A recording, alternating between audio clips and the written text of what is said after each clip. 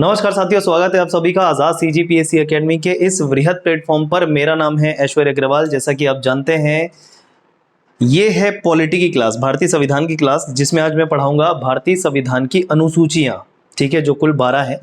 उससे पहले आप सभी के लिए या सभी को मैं थैंक्स कहना चाहूंगा। किस बात के लिए, आइए देखते हैं। पहले हमारा जो छत्तीसगढ़ का भूगोल का एक वीडियो बना था दोस्तों, जो संपूर्ण छत्तीसगढ़ के भूगोल को लेकर एक ही वीडियो था, उसके 1 मिलियन व्यूज पूरे हो चुके हैं। जी हाँ, इसके जो है 1 मिलियन व्यूज पूरे हो चुके हैं। छत्तीसगढ़ में किसी भी एजुकेशन कैटेगरी में यूट्यूब पर कोई भी वीडियो इतना व्यूज नहीं मिला है किसी भी वीडियो को। तो इस वीडियो का जो मेरे द्वारा बनाया गया था, 1 million view, 10 lakh view cross कर चुका है। ये सब आपके सहयोग से, आपके प्यार से संभव हो चुका है। तो जितने भी बैच मैंने सुबह से लिए हैं, सभी में हर स्टूडेंट का मैं धन्यवाद, अपने सब्सक्राइबर का, व्यूअर का धन्यवाद करते आ रहा हूं। तो इस वीडियो में भी मैं चाहता था कि आप सभी का मैं धन्यवाद करूं, ठीक है। तो एक बहुत बड़ी उपलब्धि हमारे लिए, आपके लिए, आजाद सीजीपीएससी एकेडमी के लिए, आजाद आईएएस एकेडमी के लिए, और छत्तीसगढ़ के वो सभी सहपाठी, सभी छात्र, सभी छात्राओं के लिए जिन्होंने इस वीडियो को देखा, सराहा और अपना प्यार दिया, ठीक है। तो 1 मिलियन का व्यू एजुकेशन कैटेगरी में छत्तीसगढ़ के किसी भी यूट्यूब चैनल पे, किसी भी वीडियो पे इतने ज्यादा व्यूज नहीं गए हैं। पहली बार ऐसा हुआ है कि कोई भी वीडियो 1 मिलियन व्यू क्रॉस किया है। ये बहुत ही गौरव की बात है मेरे लिए, इस प्लेटफॉर्म के लिए, और आपके लिए भी होना चाहिए, क्योंकि छत्तीसगढ़ का ये एजुकेशन कैटेगरी का अपने आप में एकमात्र वीडियो है जो 10 लाख व्यू क्रॉस किया है। फ्रेंड्स, आपके सहयोग से ही हो पाया है। आपका सहयोग नहीं होता, आप इसको नहीं सराहते, तो ये संभव नहीं हो पाता। तो आप सभी का पूरे आजाद टीम की तरफ से मैं धन्यवाद देना चाहूंगा, ठीक है। तो इस मुकाम के लिए आप सभी का एक बार फिर से बहुत बहुत आत्मिक आभार, धन्यवाद। जो भी शब्द कहूं वो कम है। हम हमेशा से, जब से ये प्लेटफॉर्म आया है, शुरू हुआ है, हम शुरू से ये प्रतिबद्ध है कि आप लोगों के लिए, आपकी तैयारियों में पूरी तरीके से सहयोग करें, और आगे भी इसी दिशा में हम प्रयासरत अभी भी हैं। और इसी दिशा में समय समय पर लेकर हम ये विभिन्न कोर्स लेके आते हैं, चाहे वो समन्वित सीरीज हो, सुघर छत्तीसगढ़ सीरीज हो, सीसेट सीरीज हो, या फिर भारतीय संविधान की सीरीज अभी चल रही है वो है। ये समन्वित सीरीज है जिसमें हम आपको समस्त विषय देते हैं इसी एक बैच में, केवल 2599 में, सिर्फ 2599 में सारे सब्जेक्ट्स, भारतीय सामान्य अध्ययन, छत्तीसगढ़ का संपूर्ण सामान्य अध्ययन, मैथ, रीजनिंग, सारा कुछ, भारतीय इतिहास, संविधान, भूगोल, अर्थव्यवस्था, छत्तीसगढ़ के अंतर्गत आने वाले सारे टॉपिक, मैथ्स, रीजनिंग, सारे इस बैच में सम्मिलित हैं। इसको लेने के बाद कुछ भी लेना नहीं पड़ेगा, पूरे डिटेल में पढ़ाया जा रहा है। और किस डिटेल में पढ़ाया जा रहा है मुझे बताने की जरूरत नहीं है, आप चैनल पे डेमो सर्च कर लो। केवल 2599 में सारे सब्जेक्ट्स मिल रहे हैं इस बैच के अंतर्गत। 12 महीने की वैलिडिटी, पीडीएफ भी दिया जा रहा है। डेली आपकी 3 लाइव क्लासेस ली जाती है। इसमें लाइव क्लास लेने के बाद उसी लाइव का रिकॉर्डेड भी दे दिया जाता है, जो ऐप में पर मिलता है, आपको ऐप पर मिलता है। ऐप क्या डाउनलोड करना है? आजाद सीजीपीएससी एकेडमी का एप्लीकेशन डाउनलोड करना है, जहां पर ये सारे कोर्सेस उपलब्ध है। इतने में जैसे ऑनलाइन पेमेंट करते हो, आसानी से पेमेंट करके आप इस कोर्स को परचेस कर सकते हो। लाइव होती है, लाइव का रिकॉर्डेड भी एचडी फॉर्म में दिया जाता है, कितने बार भी देखो, साल भर किसी भी वीडियो को, ये अच्छी बात है। इसके अलावा इंडिविजुअल, मतलब सारे विषय आपको नहीं खरीदने, एक एक विषय आपको लेने हैं, तो इंडिविजुअल कोर्सेज भी उपलब्ध है, जैसे भारतीय संविधान, जो अभी ये क्लास चल रहा है आपका। इसके अलावा सुघर छत्तीसगढ़ सीरीज पूरे छत्तीसगढ़ में प्रचलित, आप ही लोगों ने प्रचलित किया है इसको, ठीक है। मेरा मेहनत, आपका प्यार, ठीक है, इस कोर्स को बड़ा बनाया है। ये 2.0 लेकर हम आए थे, कब? अप्रैल को। ये अभी भी लाइव चल रहा है, तो इसको लाइव क्लास के माध्यम से कवर करवाया जा रहा है, अभी भी रिकॉर्डेड भी दिया जाता है, ठीक है। केवल छत्तीसगढ़ का संपूर्ण सामान्य अध्ययन, इंडिविजुअल कोर्स। इसके अलावा सी सेट, जिसमें मैथ्स और रीजनिंग पूरी तरीके से कवर करवा रहे हैं, ये भी आपका पूरी तरीके से लाइव है, ठीक है, और रिकॉर्डेड भी दिया जाता है एचडी फॉर्म में। सभी के लिए पीडीएफ हम प्रोवाइड करवाते हैं, मतलब मटेरियल प्रोवाइड करवाते हैं आपको, जिसका प्रिंट आउट लेके भी पढ़ सकते हो। तो ये सभी विषयों के जो लिंक हैं वो आपको आजाद सीजीपीएससी एकेडमी एंड्रॉइड एप्लीकेशन पर मिलेंगे। मतलब वो लिंक जो है डिस्क्रिप्शन बॉक्स में मैं शेयर कर दूंगा, वहां से क्लिक करके आपको एप्लीकेशन इंस्टॉल कर लेना है, फिर ये सारे कोर्स आपको स्टोर सेक्शन में दिखाई देंगे। Friends, clear? प्लेटफॉर्म का नाम ध्यान में रखिएगा, आजाद सीजीपीएससी एकेडमी। क्लियर है? ये 599 699 हो चुका है। ये ऑफर शुरू में रहता है, फिर हम थोड़ा सा प्राइस जो है वो बढ़ा देते हैं शुरुआती छात्रों के लिए जो एक्टिव है, ठीक है। तो ये था आप सभी के लिए प्रयास हमारी तरफ से आपकी सफलता की दिशा में हमेशा प्रयासरत रहेंगे और इतने कम में हमेशा कोर्स आपके लिए आता रहेगा पूरे डिटेल स्टडी के साथ में। और आप सभी का एक बार फिर से धन्यवाद। सभी कोर्सेज में आपने भी बहुत ज्यादा सपोर्ट दिखाया है, उसके लिए भी। चलिए अब हम आज का अपना सेशन शुरू करते हैं, जिसमें हम भारतीय संविधान के अंतर्गत पढ़ने वाले हैं भारतीय संविधान की अनुसूचियां। भारतीय संविधान की अनुसूचियां, ठीक है, भारतीय संविधान की अनुसूचियां, शेड्यूल ऑफ इंडियन कॉन्स्टिट्यूशन। कितनी अनुसूचियां हैं और ये अनुसूचियां है क्या, कब कब इसमें संशोधन हुआ, कब नई अनुसूचियां ऐड की गई, सारी बातें आज की क्लास में मैं क्लियर करने वाला हूं। तो भारतीय संविधान की अनुसूचियां, अनुसूचियों को बोलेंगे शेड्यूल। इंग्लिश मीडियम वाले क्या बोलेंगे, शेड्यूल बोलेंगे। कुल कितनी है सर, 12 अनुसूचियां हैं। 12 अनुसूचियां हैं भारतीय संविधान में वर्तमान में। लेकिन जब संविधान बनके तैयार हुआ था, कब, 26 नवंबर 1949 को, जो लागू हुआ 26 जनवरी 1950 को, तब केवल 8 अनुसूचियां थी, ठीक है। लेकिन बाद में 4 और जोड़ दिए गए। ये 4 कब कब जोड़े गए, संपूर्ण बातें हम करेंगे। क्लियर है क्या, ठीक। अब सबसे पहले आपको ये क्लियर करूंगा कि अनुसूचियां है क्या, है ना। ये जो 12 अनुसूची देख रहे हैं वर्तमान में, ये है क्या एक्चुअली में। तो भारतीय संविधान की अनुसूचियों के अंतर्गत, भारतीय संविधान के अंतर्गत आने वाले कुछ कुछ विषयों को सूचीबद्ध करके टेबल के फॉर्म में बनाकर रख दिया गया है, जो हो सकता है अति महत्वपूर्ण हो, जिसको हाईलाइट करना हो। ऐसे संविधान के अंतर्गत आने वाले विषयों को एक टेबल के फॉर्म में, एक सूची के रूप में, एक लिस्ट के रूप में अलग से मेंशन कर दिया गया है, और इसी को अनुसूचियां बोल दिया गया, इसी को अनुसूची बोल दिया गया, शेड्यूल बोल दिया गया, ठीक है। तो भारतीय संविधान के अंतर्गत आने वाले वो कौन कौन से 12 विषय हैं जिनको सूचीबद्ध करके लिख दिया गया, लिस्ट करके रख दिया गया, इसको हम देखेंगे बारी बारी से, पूरा 12 के 12 को, ठीक है। और 8 शुरू में थे, 4 कब जुड़े ये भी बताएंगे पूरे संविधान संशोधन के तहत। तो क्लियर है, अनुसूचियां है क्या, भारतीय संविधान के अंतर्गत आने वाले कुछ प्रावधान, कुछ विषय जिनको हाईलाइट करना था, अलग से टेबल के फॉर्म में लिख दिया, अलग से सूचीबद्ध करके लिख दिया, यही अनुसूचियां कहलाई। ये अनुसूची होता क्या है, इनमें ना सुप्रीम कोर्ट का ज्यादा हस्तक्षेप नहीं हो सकता, ठीक है। सुप्रीम कोर्ट, सर्वोच्च न्यायालय का ज्यादा हस्तक्षेप नहीं हो सकता, इस पे हस्तक्षेप सुप्रीम कोर्ट नहीं कर पाता। तो क्या किया संसद ने, अलग अलग, संविधान सभा थी उस समय, तो अलग अलग कुछ विषय उठाए उन्होंने और उनको डिफाइन करने के लिए अलग से लिख दिया भाई, क्लियर करने के लिए। कल के दिन में अगर ये पूछे ये क्या है, तो अनुसूचियों को देख ले, ना कि पूरे संविधान की कॉपी उठाना पड़े। बात समझ में आई। तो कुछ कुछ प्रावधान है जिनको अलग से लिख दिया गया, वही अनुसूचियां है, दैट्स इट। सुप्रीम कोर्ट का ज्यादा हस्तक्षेप इस पे नहीं हो सकता। ये जो अलग से 12 जो अनुसूचियां लिखी गई है, इस पे सर्वोच्च न्यायालय ज्यादा हस्तक्षेप नहीं कर सकता। अब बारी आती है कि सर वो 12 अनुसूचियों के बारे में बताइए, पहले 8 फिर 4, सबको मैं क्लासिफाई करके बताने वाला हूं। अनुसूची क्या है, क्लियर है क्या सभी को, शेड्यूल क्या है, क्लियर है क्या सभी को, कितने हैं, क्या है, सब क्लियर है, ठीक। सर 8 जो अनुसूचियां थी वो मूल संविधान में थी सर, ठीक है, वो मूल संविधान में थी सर, कोई दिक्कत नहीं।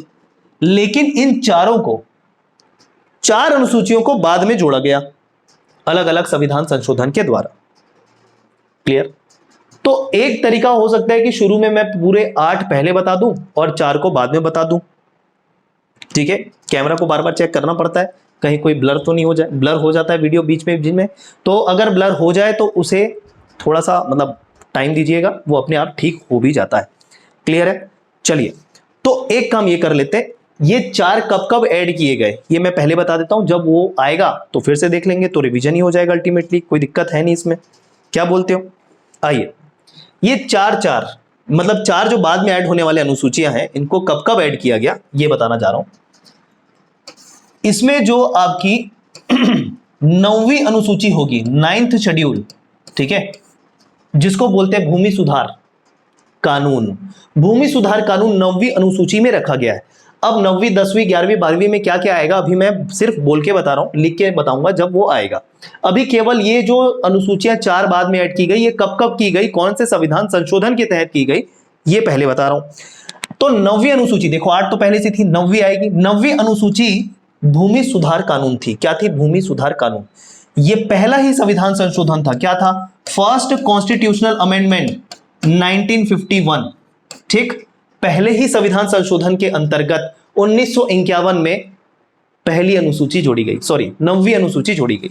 मतलब 8वीं अनुसूची के बाद पहली अनुसूची, मतलब 9वीं अनुसूची जोड़ी गई। क्लियर? तो 9वीं अनुसूची कब जोड़ी गई? First constitutional amendment 1951। ये क्लियर है सभी को? भूमि सुधार कानून बोलते हैं, लैंड रिफॉर्म एक्ट बोलेंगे। सुनते जाओ, आगे फिर से आएगा। सर एक साथ लिख लो सर, 10वीं, 11वीं और 12वीं अनुसूची के बारे में। ठीक है, 12वीं अनुसूची के बारे में कब कब जोड़ी गई, ये सारा हम लिख रहे हैं। आगे आइए, अगला है 10वीं अनुसूची। ठीक, 10वीं अनुसूची है 52वां संविधान संशोधन। क्या है? 52वां संविधान संशोधन 1985। 52वां संविधान संशोधन 1985। तो देखो, ये जो 10वीं अनुसूची जुड़ी, ये इकट्ठे 1985 में जुड़ी, 1991 के बाद। और कौन सा संविधान संशोधन था? 52वां, 52nd कॉन्स्टिट्यूशनल अमेंडमेंट। ठीक है, 52वां संविधान संशोधन 1985, 52nd कॉन्स्टिट्यूशनल अमेंडमेंट 1985 में 10वीं अनुसूची जोड़ी गई। और ये 10वीं अनुसूची थी दल बदल निरोध कानून। दल बदल निरोध कानून या दल बदल रोधी कानून, जिसको एंटी डिफेक्शन लॉ भी हम कहते हैं, ये जोड़ा गया 10वीं अनुसूची में। क्लियर? 11वीं अनुसूची और 12वीं अनुसूची बहुत ही ज्यादा प्रसिद्ध है, हर किसी को पता होता है कि पंचायती राज और नगरीय निकायों को जोड़ा गया अनुसूचियों के रूप में। संविधान में पहले से थे, लेकिन एक सूची के रूप में, टेबल के रूप में, लिस्ट के रूप में कब जोड़ा गया? 11वीं और 12वीं अनुसूची में। ऐसा नहीं है कि इसके पहले पंचायतों का या नगरीय निकायों का वर्णन संविधान में नहीं था। अनुसूचियों में कब जोड़ा गया ये कह रहे हैं। पंचायती राज और नीति निर्देशक तत्व में जोड़े जा चुके थे संविधान में। क्लियर है? तो 11वीं अनुसूची और 12वीं अनुसूची क्रमशः ध्यान रखिएगा, 73वां संविधान संशोधन और 74वां संविधान संशोधन। ठीक है, एक दोनों के दोनों 1992, दोनों के दोनों 1992। 73वां कौन होगा? 11वीं अनुसूची, जिसमें पंचायती राज व्यवस्था के बारे में बताया गया, पंचायती राज इंस्टीट्यूशन के बारे में बताया गया। वहीं 74वां संविधान संशोधन के तहत 12वीं अनुसूची जोड़ी गई, जिसमें नगरीय निकायों के बारे में बोला गया। ठीक है, कॉर्पोरेट्स के बारे में बताया गया। दोनों का वर्ष होगा 1992। क्लियर है? इतना स्पष्ट है। 4 अनुसूची कब कब जोड़ी गई ये क्लियर है कि नहीं बताओ? अब ये मैं दोनों माध्यम इंग्लिश और हिंदी अपनाता हूं। इधर कॉन्स्टिट्यूशनल अमेंडमेंट लिख दिया, इधर संविधान संशोधन लिख दिया। सभी को क्लियर है क्या ये 4 कब कब जोड़े गए? हाँ, तो 12 हो गए कुल मिला के। 8 मूल संविधान में जब संविधान की प्रति बनी, हमारी संविधान बनी, उसमें थे। 4 बाद में जोड़े गए। कब कब ये बता दिया। 9वीं, 10वीं, 11वीं, 12वीं कब कब जुड़े, कौन कौन से संविधान संशोधन के तहत, कौन कौन से वर्ष में, ये क्लियर कर दिया मैंने। हाँ या ना? इतना क्लियर है? जो लाइव जुड़े हो जल्दी मुझे बताओ। जो लाइव जुड़े हुए हो, इतना क्लियर है क्या सभी को? आगे बढ़ सकते हैं? आइए अब एक एक अनुसूची को डिस्कस करेंगे बारी बारी से। तैयार हैं सभी? पेन का कलर थोड़ा अच्छा कुछ ले लें, अगर ये थोड़ा लाइट येलो, हाँ व्हाइट और येलो कॉम्बिनेशन चलाते हैं। चलिए यहां हम लिख देते हैं अनुसूचियां, शेड्यूल। ठीक, कुल मिलाकर सभी 12 अनुसूचियों के बारे में डिस्कस करेंगे। पहले बात कर लेते हैं पहली अनुसूची के बारे में। पहली अनुसूची क्या है सर? पहली अनुसूची है संघ, राज्य, उसका क्षेत्रफल। संघ, राज्य, क्षेत्रफल। संघ से मतलब संघ शासित प्रदेश से है, राज्य से, राज्य का मतलब है ये भारत देश के अंतर्गत आ रहे हैं, और उनका सीमा क्या है, उनका क्षेत्रफल क्या है, इस बारे में बताया जाता है। ठीक है, तो क्या बोल रहे हैं? संघ, राज्य और उसकी सीमाएं। इसको और डिफाइन करते हुए पहले बात कर लेते हैं भारत देश। भारत देश के अंतर्गत एक आएगा राज्य, प्रशासनिक इकाई, और एक आएगा संघ शासित प्रदेश, एक आएगा संघ शासित प्रदेश। ठीक है, यूनियन टेरिटरी जिसको बोलते हैं। क्लियर है क्या? इसको बोलते हैं स्टेट्स, इसको बोलते हैं यूनियन टेरिटरी। ठीक, तो इनकी सीमाएं क्या क्या होंगी, सीमाएं कैसे निर्धारित होंगी, सीमाओं का निर्धारण कौन कौन करेगा, ये सारी बातें अनुसूची नंबर 1 में रखी गई है। क्लियर या नहीं? अब उसकी प्रक्रिया, उसके डिटेल में नहीं जाना है, उसका डिटेल तब देख लेंगे जब हम भाग पढ़ेंगे और अनुच्छेद पढ़ेंगे। ठीक है, यहां पर इनकी डिटेलिंग ज्यादा नहीं देखनी है, बस कौन सी अनुसूची में क्या था ये पता होना चाहिए। डायरेक्ट क्वेश्चन आता है अभी भी। प्रथम अनुसूची, संघ राज्य और उसकी सीमाएं या उसका क्षेत्रफल, या फिर ऐसा भी बोल सकते हो भारत संघ के अंतर्गत आने वाला राज्य और संघ शासित प्रदेश और उनकी सीमाएं, ये हो गया अनुसूची 1। क्लियर? बोलिए क्लियर। अगली अनुसूची आई है अनुसूची नंबर 2। जितने भी संवैधानिक पद है, ठीक है, जितने भी संवैधानिक पद, मतलब ऐसे पद जिनका वर्णन संविधान में मिलता है, संवैधानिक पद कहलाएंगे। संवैधानिक पदों के वेतन और भत्ते, ठीक है, सैलरीज, क्या? सैलरीज, वेतन और भत्ते। वेतन मतलब जो सैलरी होती है वो, भत्ते मतलब वेजेस, जो एक्स्ट्रा आपको दिया जाता है किसी चीज के लिए, जैसे डेली वेजेस हो गए, महंगाई भत्ता हो गया। महंगाई भत्ता मतलब अलग अलग दिया जाता है ना, ट्रांसपोर्ट वेजेस, ठीक है, मतलब यातायात भत्ता, तो अलग अलग भत्ता भी निर्धारित होता है। तो वेतन और भत्ते ये संवैधानिक पदों के लिए, जैसे राष्ट्रपति, उपराष्ट्रपति, लोकसभा के अध्यक्ष, उपाध्यक्ष, राज्यसभा के सभापति, उपसभापति, इन सभी के वेतन और भत्ते कौन से अनुसूची में रखे गए भाई? दूसरी अनुसूची में रखे गए हैं। क्लियर है या नहीं है बोलो? ठीक है, इनका निर्धारण कैसे होगा, कितना होगा, इन सब की बात अनुसूची नंबर 2 में रखी गई है। संवैधानिक पद की बात मैंने की, ध्यान रखिएगा यहां पर। ठीक, तीसरा पॉइंट या तीसरी अनुसूची अगर बात करें तो वो है शपथ।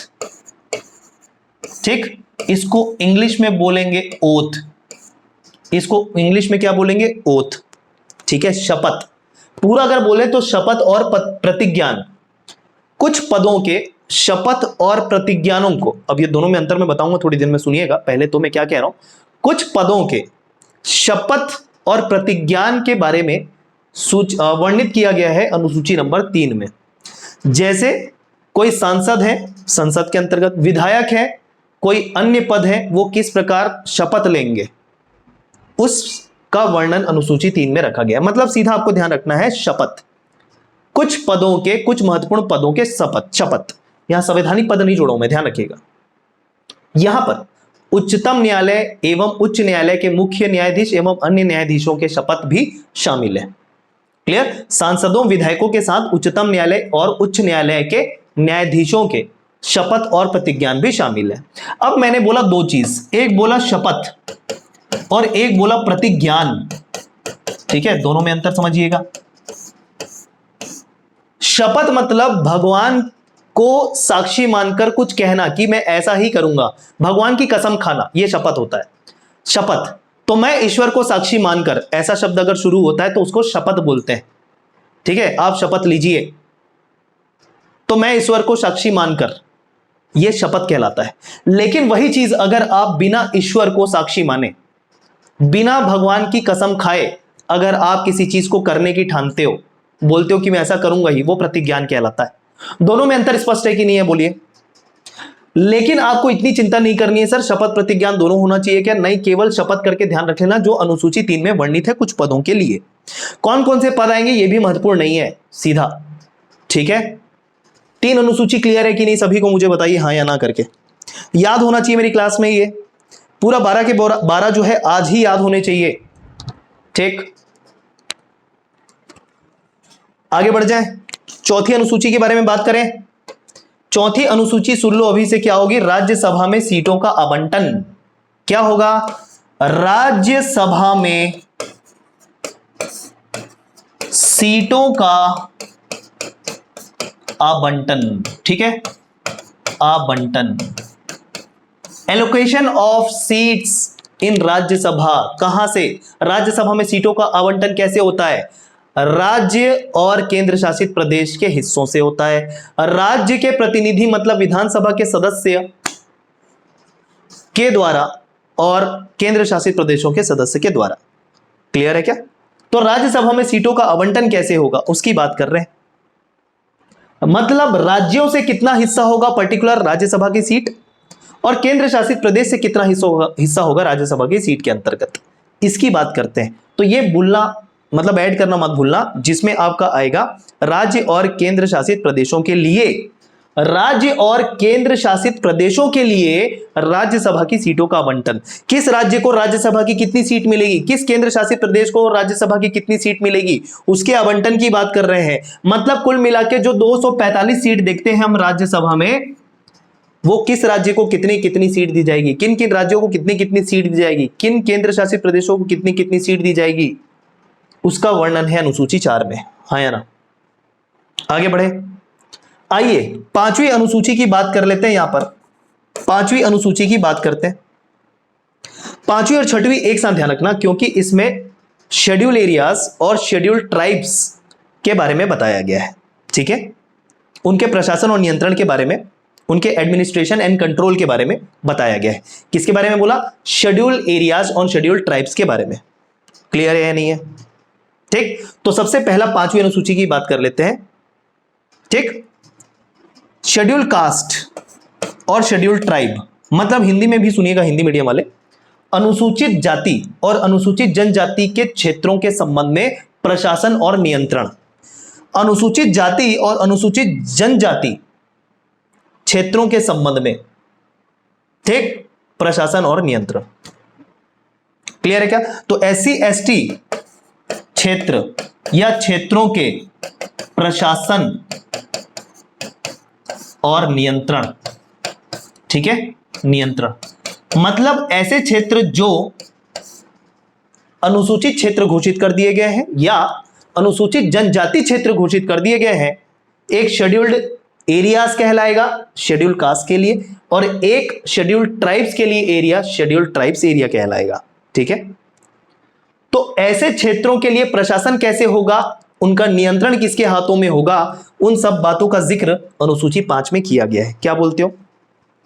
ठीक है, शेड्यूल्ड एरियाज अनुसूचित क्षेत्र, इसको ना बेटर है एरिया कर लेते हैं, कास्ट के बदले इसको क्या कर लेते हैं, एरिया कर लेते हैं। ठीक, ये ज्यादा स्पेसिफाई होता है, ज्यादा स्पेसिफिक होता है। शेड्यूल एरियाज अनुसूचित क्षेत्र, अनुसूचित जनजाति क्षेत्र एसटी क्षेत्र। क्लियर? एससी एसए एसटी क्षेत्र, एससी क्यों नहीं कर रहे हैं? एससी मतलब शेड्यूल कास्ट यहां पर नहीं, शेड्यूल एरिया बोल रहे हैं, अनुसूचित क्षेत्र बोल रहे हैं। क्लियर है क्या? तो ऐसे क्षेत्र, अनुसूचित क्षेत्र अलग होते हैं और अनुसूचित जनजाति क्षेत्र अलग अलग होते हैं। एक बात ध्यान रखिएगा, इसी कारण अलग अलग मेंशन कर रहे हैं यहां पर। शेड्यूल एरिया और शेड्यूल ट्राइब एरिया के क्षेत्रों के संबंध में प्रशासन मतलब एडमिनिस्ट्रेशन और नियंत्रण मतलब कंट्रोल कैसे होगा, अनुसूची 5। आइए अच्छा खासा डिस्कस कर लिया, अब आगे बढ़ते हैं। पॉइंट नंबर 6, उसमें भी क्या है, शेड्यूल्ड एरियाज या शेड्यूल ट्राइब एरियाज के बारे में बताया गया, ट्राइबल एरिया के बारे में, लेकिन 4 जगहों के, 4 राज्यों के, जिसके लिए आपको ध्यान में रखना है एएमटीएम, एएमटीएम के शेड्यूल ट्राइब एरियाज। ठीक, क्लियर है? के प्रशासन और नियंत्रण वही आगे होगा, इसके आगे सॉरी, यहां पर हम थोड़ा ज्यादा एक्साइट हो गए, तो आगे बढ़ते हैं। अभी देखिए एएमटीएम, इससे 4 राज्य के नाम निकल के आएंगे और ये चारों के चारों राज्य हैं पूर्वोत्तर राज्य। ठीक है, नॉर्थ ईस्ट स्टेट्स, ये 4 नाम निकल के आएंगे यहां से एएमटीएम से। के scheduled tribes, scheduled tribal areas के संबंध में प्रशासन और नियंत्रण, के एडमिनिस्ट्रेशन और कंट्रोल। ठीक है, चलिए एएमटीएम से कौन कौन से राज्य निकल के आएंगे जो पूर्वोत्तर राज्य हैं, देखते हैं। ए से आएगा असम, ए से आएगा असम, एम से आएगा मिजोरम, एम से आएगा मिजोरम, टी से आएगा त्रिपुरा, टी से आएगा त्रिपुरा, एम से आएगा एक और मेघालय, एम से आएगा मेघालय। ठीक है, तो क्लियर है, एएमटीएम से आ गया, ए से असम, एम से मिजोरम, टी से त्रिपुरा, एम से मेघालय। क्लियर है क्या? असम, मेघालय, त्रिपुरा, मिजोरम राज्यों के एसटी क्षेत्रों के लिए प्रशासन और नियंत्रण, के एसटी क्षेत्रों के लिए प्रशासन और नियंत्रण। तो 4 राज्य के एसटी क्षेत्र को ध्यान में रखना है जिसके प्रशासन और नियंत्रण के संबंध में बातें बताई गई है अनुसूची 6 में। सर अलग क्यों किया? जब ऑलरेडी शेड्यूल्ड ट्राइब एरियाज के लिए प्रशासन नियंत्रण अनुसूची 5 में रख दिया था, तो अलग से इसको अनुसूची 6 में क्यों रखा गया? यही आपके दिमाग में क्वेश्चन है कि नहीं है? होना भी चाहिए, बोलिए हाँ या ना, ये क्वेश्चन है कि नहीं है?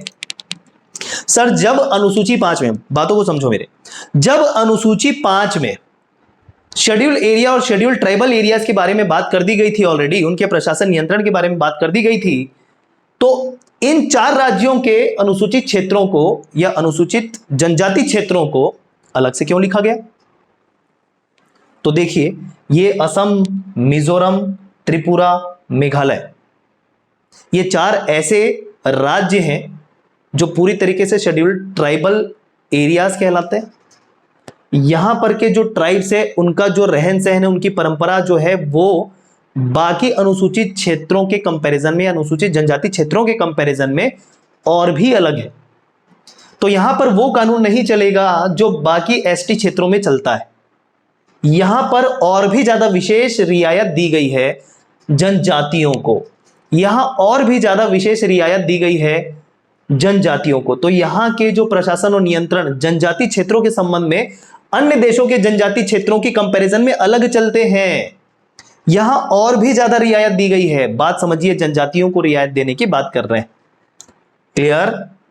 ठीक है। तो इस कारण इन 4 राज्यों को अलग से लिखा गया और पूर्वोत्तर के केवल ये 4 राज्यों का नाम ही ध्यान में रखना है। यहां का प्रशासन अलग रहता है।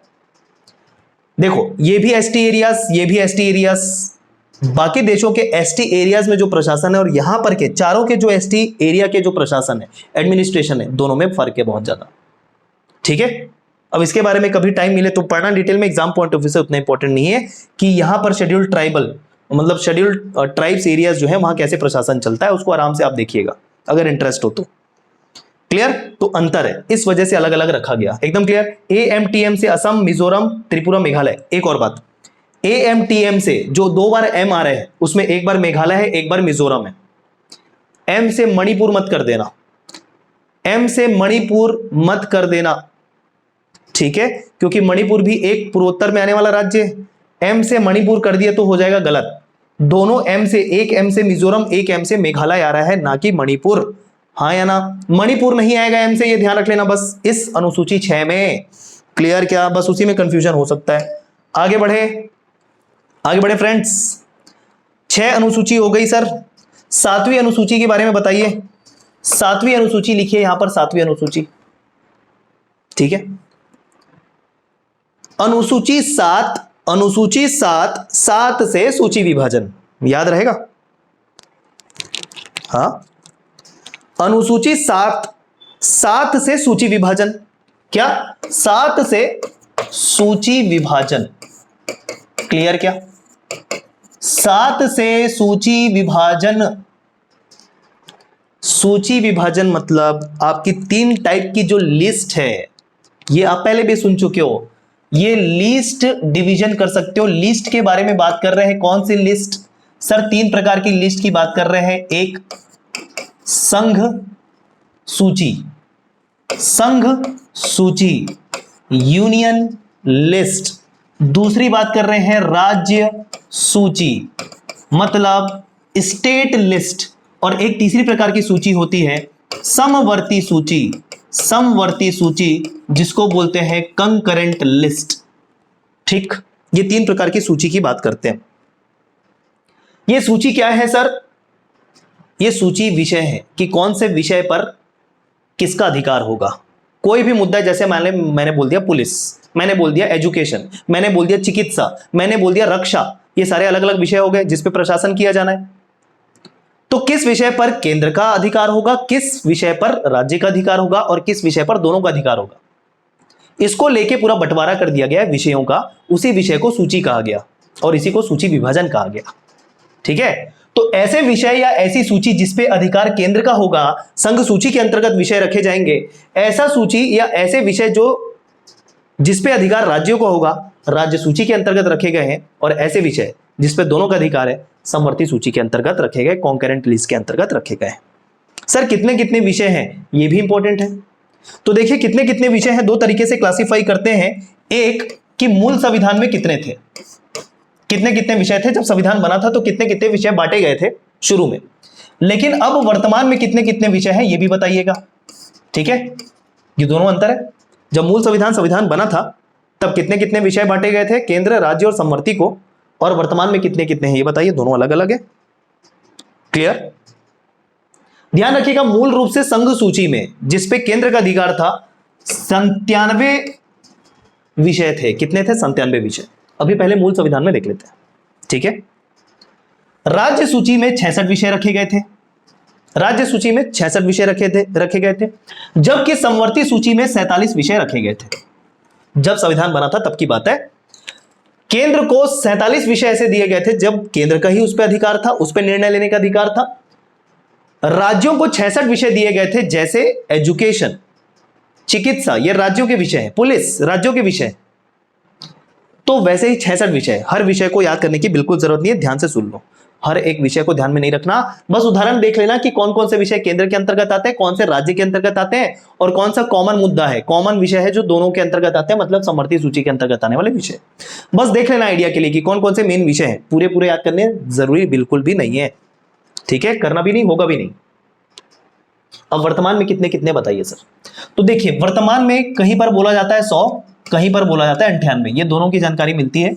अब एग्जैक्ट कभी भी नहीं पूछा जाएगा कि 100 है कि 98, दोनों ध्यान में रख लो। वर्तमान में संघ सूची के अंतर्गत, केंद्रीय सूची के अंतर्गत 100 या 98 विषय है, ऐसा करके ध्यान में रख लो केवल। ठीक है, वर्तमान में राज्य सूची के अंतर्गत या तो 61 या तो 62 करके ध्यान में रख लो। दोनों में से कोई एक ऑप्शन ही देगा, ये बात ध्यान रख लेना। लेकिन प्रश्न वैसे नहीं बनते हैं, बस ये आपके आइडिया के लिए बता रहा हूं, जानकारी के लिए बता रहा हूं। यहां से प्रश्न बनते नहीं है जनरली, बस एक आइडिया होना चाहिए। कहीं पर 61 मिलता है, कहीं 62 मिलता है, अलग अलग सोर्स में। कौन सही कौन नहीं ये हम नहीं कह सकते। ठीक है, और समवर्ती सूची में वर्तमान में कुल 52 विषय हैं, ये एक मत है। मतलब हर जगह आपको समवर्ती सूची में वर्तमान में 52 विषय ही देखने को मिलते हैं। क्लियर है क्या? ये याद रहेगा कितनी कितनी विषय हैं, कितनी कितनी सूचियां हैं केंद्र, राज्य और समवर्ती सूची में। ये 7वां है सूची विभाजन। क्लियर?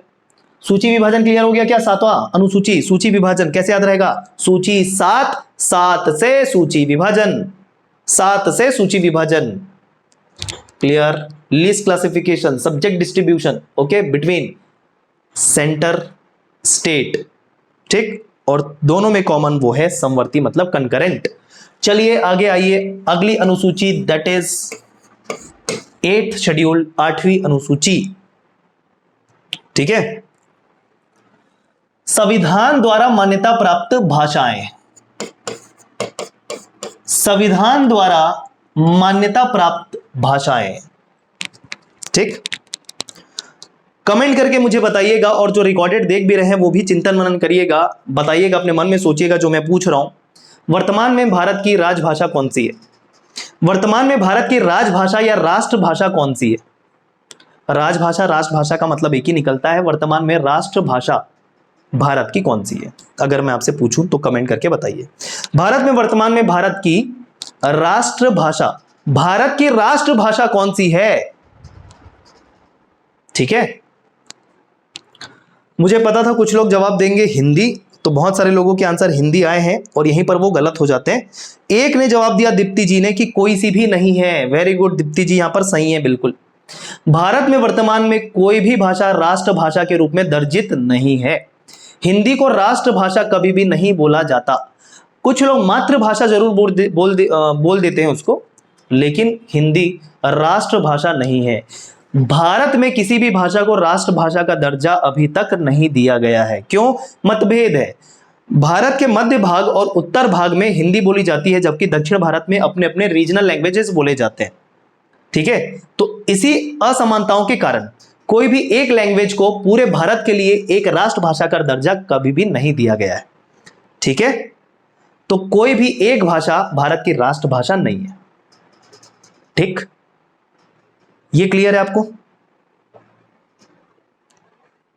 राज्य भाषा नहीं बोल रहा हूं मैं, राजभाषा या राष्ट्रभाषा। राज बोला, राज, ऐसी भाषा जिसमें भारत देश राज करता हो, ऐसी भाषा जिसमें भारत देश शासन करता हो, उसे राजभाषा या राष्ट्रभाषा कह सकते हैं। दोनों एक ही है, जो कोई भी नहीं है।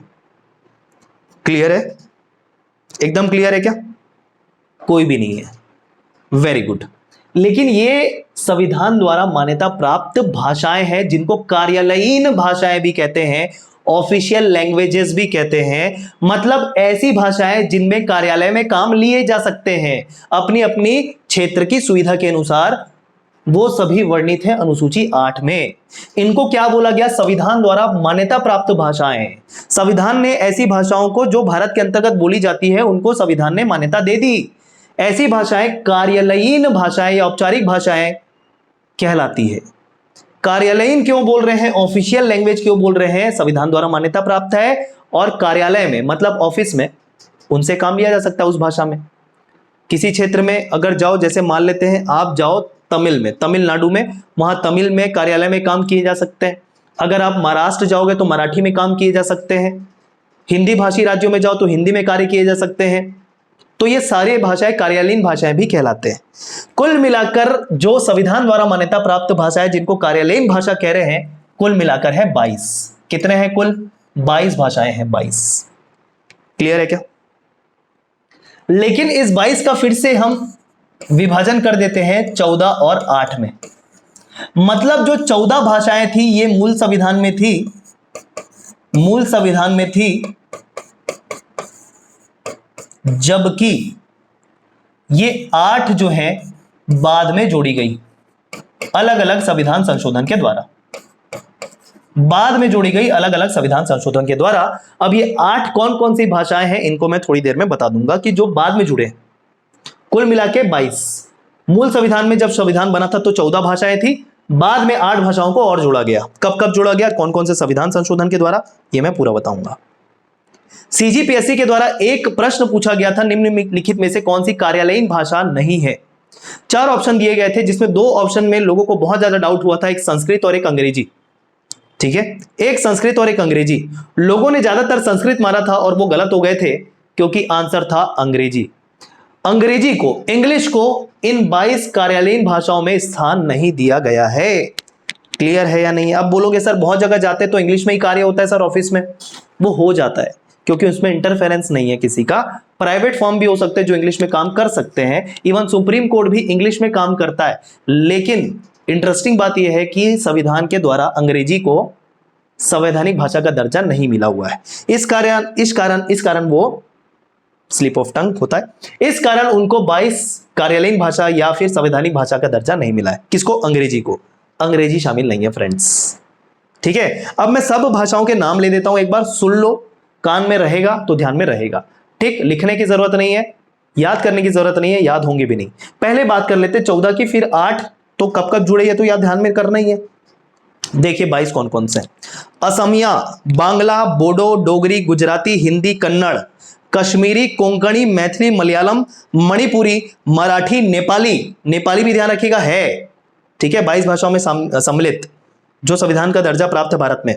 उड़िया, पंजाबी, संस्कृत, संथाली, सिंधी, तमिल, तेलुगु, उर्दू। ठीक है, ये कुल मिलाकर 22 हो जाते हैं। कुल मिलाकर 22 हो जाते हैं। कुल मिलाकर 22 हो जाते हैं। अब 8 कब कब जोड़े गए, बाद में जो जोड़े गए उसको देखते हैं। आइए शुरू करें 8 कब कब जोड़े गए। ठीक है, आइए देखते हैं ये 8 कब कब जोड़े गए, इसको मैं अलग से क्लासिफाई कर रहा हूं। 3 बार आपको ध्यान रखना है, 3 संविधान संशोधन, 3 संविधान संशोधन जिसके तहत 8 भाषाएं जोड़ी गई अनुसूची 8 में। 8 भाषाएं जोड़ी गई अनुसूची 8 में। कुल मिलाकर अनुसूची 8 में 22 भाषाएं। डायरेक्ट प्रश्न भी पूछा था कि अनुसूची 8 में क्या वर्णित है, बार बार प्रश्न पूछता है भाषा। 7 में क्या है, 7 से सूची विभाजन, ये दोनों में कंफ्यूजन होता है बहुत, याद होना चाहिए। ठीक, अनुसूची 8 भाषाएं 22 का कैटेगरी किया मैंने अलग अलग 14 और 8 में। 8 बाद में जोड़ा गया था 3 अलग अलग संविधान संशोधन के द्वारा। आगे बढ़ जाए, चलिए देखिए। पहला याद रखना है 21वां संविधान संशोधन, 21st कॉन्स्टिट्यूशनल अमेंडमेंट 1967। ठीक है, 21वां संविधान संशोधन, 21वां constitutional amendment, 21st constitutional amendment 1967। इसमें केवल एक भाषा जोड़ी गई, इसमें केवल एक भाषा जोड़ी गई। कुल मिलाकर 8 गिनाऊंगा मैं और कौन कौन सी ये भी बताऊंगा। अगला संविधान संशोधन आपको ध्यान रखना है 72वां संविधान संशोधन। कौन सा, सॉरी 71वां संविधान संशोधन, 72वां नहीं, 71वां संविधान संशोधन 71st कॉन्स्टिट्यूशनल अमेंडमेंट 1992, 1992। क्लियर है क्या? इसमें 3 भाषाएं जोड़ी गई, इसमें कुल 3 भाषाएं जोड़ी गई। और आखिरी संविधान संशोधन जिसके तहत 3 और 1 4, 4 भाषाएं और बची, 4 भाषा आखिरी संविधान संशोधन मतलब इसके बाद आने वाली उसमें जोड़ दिया जाएगा। जो थी इन दोनों को जोड़ लो। 21 और 71 कितना होता है सर? 92 होता है मजेदार? 21 और 71 को जोड़ेंगे सर 92 होता है सर, 92 होता है नहीं होता है। तो 92वां संविधान संशोधन 92nd कॉन्स्टिट्यूशनल अमेंडमेंट 2003, ये जो 92वां संविधान संशोधन हुआ वो 2003 में हुआ था। इसके तहत 4 भाषाएं जोड़ी गई सर। कितनी भाषाएं जोड़ी गई भाई? 4 भाषाएं जोड़ी गई। कुल मिलाकर कितने हो गए? 1 3 4 4 4 8 हो गई, कुल मिला के 8। अब ये कौन कौन सी है ये देखते हैं। आइए कौन कौन सी है ये देखते हैं। सबसे पहला जो भाषा जोड़ा गया मूल संविधान के बाद से, जो पहला भाषा जोड़ा गया 21वां संविधान संशोधन 1967 के द्वारा, वो था सिंधी। क्या था? सिंधी। ठीक, सिंधी जोड़ा गया, सिंधी। क्लियर? 1992 71वां संविधान संशोधन के तहत 3 भाषा जोड़ा गया। तीनों के लिए कोड बता देता हूं, वो कोड से याद रह जाएगा।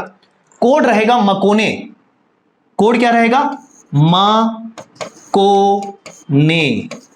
मकोने। हर एक अक्षर से एक भाषा निकल के आएगी, मकोने। कोड है। 71वां संविधान संशोधन 1992 के तहत जो 3 भाषाएं जोड़ी गई थी उसके लिए कोड है मकोने। ठीक है?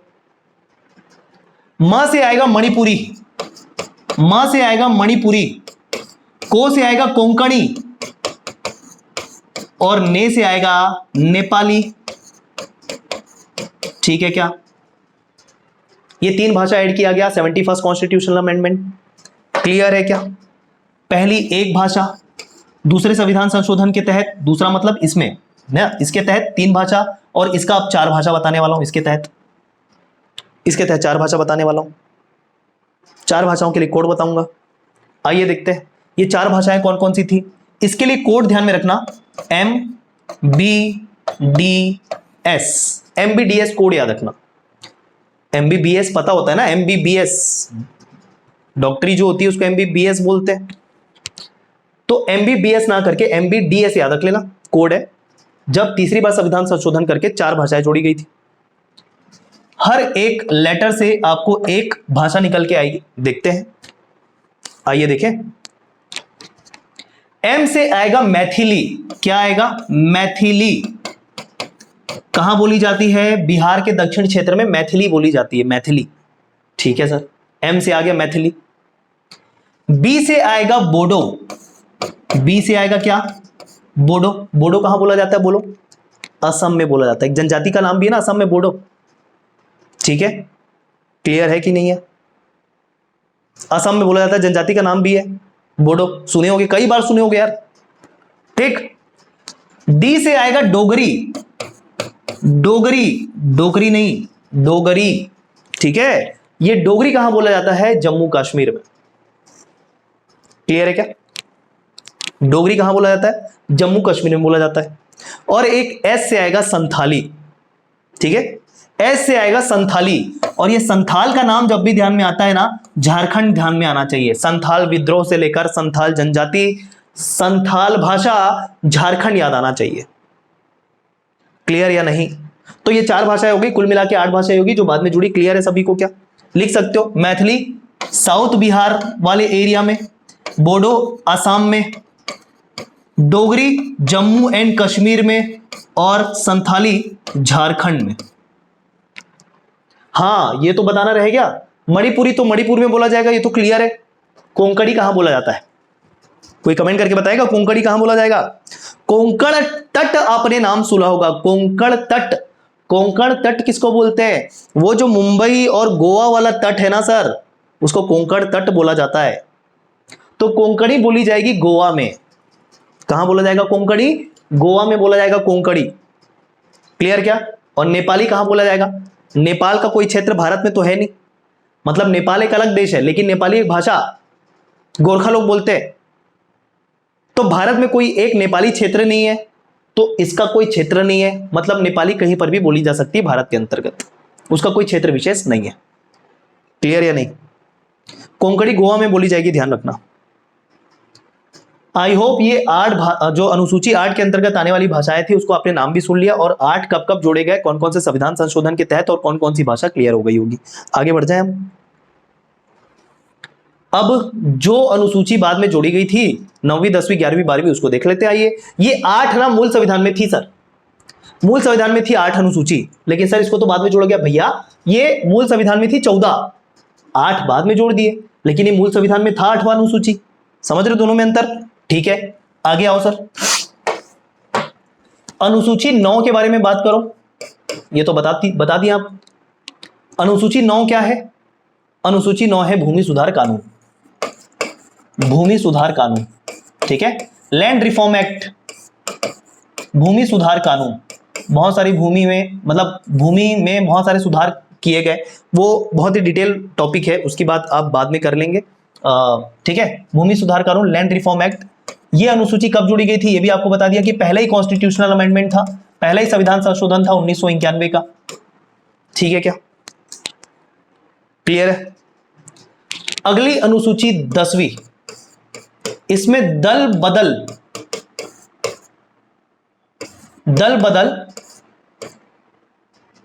रोधी कानून लाया गया। मतलब कोई व्यक्ति किसी एक दल को छोड़ के दूसरे दल में जा रहा है तो उसके संबंध में क्या नियम कानून लग सकते हैं, ये सब के बारे में बाद में पढ़ेंगे आप, कॉन्स्टिट्यूशन में आगे जाएंगे तो क्या क्या प्रावधान है, कैसे उनको ग्रुप से या फिर किसी दल से निष्कासित किया जा सकता है, उसकी मान्यता रद्द की जा सकती है, इस बारे में दल बदल निरोधक कानून में बताया गया है, ठीक है। दल बदल रोधी कानून, जिसको एंटी डिफेक्शन लॉ भी बोलते हैं हम लोग, ये कौन से संविधान संशोधन के द्वारा जोड़ा गया था, ये तो आपको ऑलरेडी बता दिया मैंने। बोलो क्या था? 52वां संविधान संशोधन, 52वां संविधान संशोधन 1985। 52nd constitutional amendment 1985। कैसे याद रखेंगे सर? देखो, ये 5 दूनी कितना होता है? 5 दूनी 10 होता है ना, तो ये 10 मतलब क्या? अनुसूची, ऐसा करके ध्यान रख लोगे। तो 10वीं अनुसूची से ऐसा करके ध्यान रख लेना कि 10वीं अनुसूची कैसे आई, ये 5 दूनी 10 करके आई। 5 दूनी क्या है? 52वां संविधान संशोधन। एक याद करने का ट्रिक है, उससे ज्यादा कुछ भी नहीं है।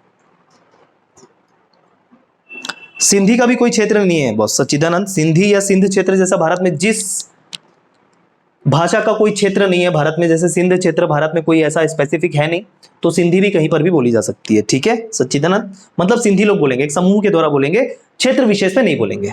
कॉमन सेंस लगा लेना उधर बस, ठीक है क्या? तो 9वीं और 10वीं अनुसूची क्लियर है। 11वीं अनुसूची और 12वीं अनुसूची हमारे लिए बहुत ज्यादा इंपॉर्टेंट इसलिए क्योंकि अलग से भी पढ़ते हैं। ये है पंचायती राज, ठीक है, और ये है नगरीय निकाय। नगरीय निकाय एक ही वर्ष में अलग अलग संविधान संशोधन के द्वारा जोड़ा गया था। यह था 73वां संविधान संशोधन, संविधान संशोधन, ठीक है, 1992, और यह था 74वां संविधान संशोधन 1992। क्लियर? पंचायती राज और नगरीय निकाय ये 4 बाद में ऐड कर दिए गए। क्लियर एकदम? पंचायतों की बात करें तो कुल पंचायतों में कितने विषय हैं सर? ये तो हम अच्छे से पढ़ते हैं, 29 विषय हैं सर। और नगरीय निकायों में कितने विषय हैं सर? 18 विषय हैं सर। ये खैर ये तो पूरा डिटेल में पढ़ना ही आगे जाके, छत्तीसगढ़ में भी पढ़ना है, ये तो सब फिर से आ जाएगा, इसमें कोई चिंता वाली बात है नहीं। हाँ या ना? ठीक है। 73वां 74वां संविधान संशोधन 1992। क्लियर है सभी को? हो गए पूरे 12 अनुसूची क्लियर? तो यही था आज का टॉपिक फ्रेंड्स। ये 12 के 12 अनुसूची आपको कंठस्थ याद होनी ही चाहिए, भूलने जैसा कुछ है नहीं, और मैंने कोशिश की है इसको इजी बनाने की, तो आप उसी प्रकार याद करेंगे और इसको समझने का प्रयास करेंगे। कौन कौन से संविधान संशोधन कब कब हुए ये भी आपको ध्यान में रखना है। चलिए फिर मिलते हैं, आप सभी का बहुत बहुत धन्यवाद एक बार फिर से। Okay bye.